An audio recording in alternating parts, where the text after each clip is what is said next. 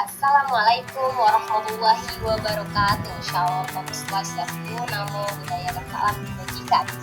Hai, bertemu lagi dengan saya Susanti dengan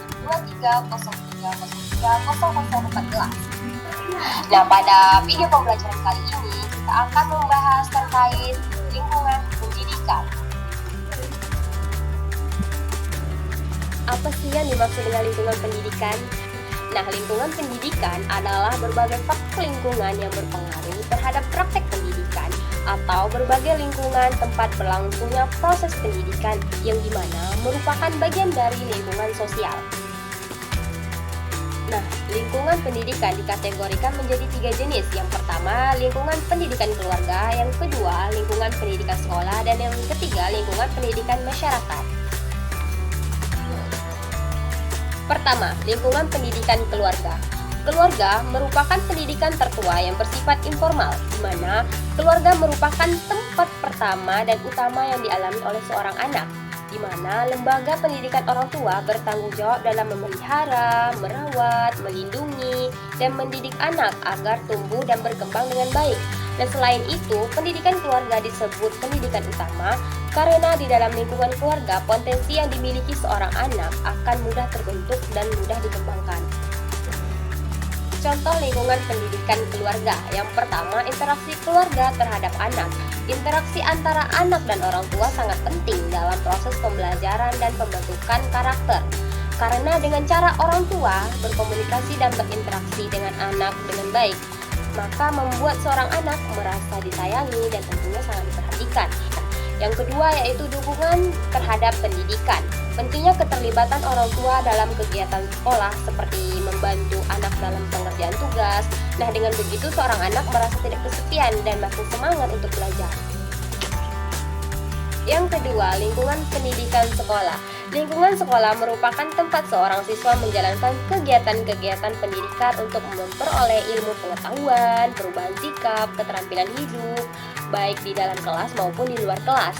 Nah, dengan mengikuti menaati peraturan dan sistematika pendidikan yang telah ditetapkan, maka proses pendidikan bisa terlaksanakan dengan baik, di mana seorang guru sangat berperan penting dalam proses yang terjadi di sekolah.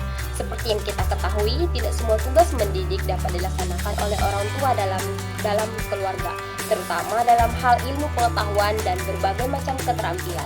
Oleh karena itu, pentingnya lingkungan sekolah dalam memberikan pendidikan dan keterampilannya. Contoh lingkungan pendidikan sekolah. Yang pertama, hubungan antara guru dan siswa, di mana interaksi antara guru dan siswa menimbulkan interaksi yang positif dan komunikasi yang baik, sehingga dapat meningkatkan motivasi dan rasa percaya diri di sekolah. Yang kedua, aturan dan disiplin, di mana kebijakan sekolah mengenai perilaku yang disiplin dapat membantu menciptakan lingkungan yang aman dan teratur, dan tentunya siswa akan menjadi disiplin dan teratur.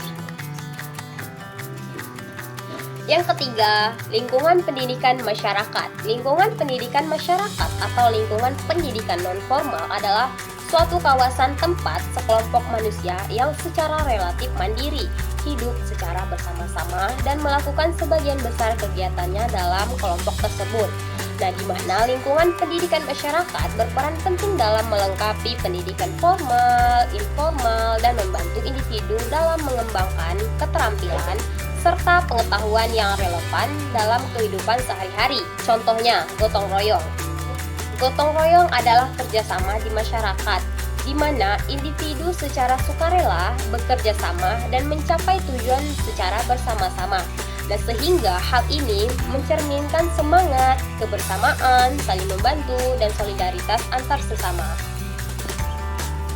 Adapun fungsi lingkungan pendidikan, yang pertama, mendukung proses pembelajaran.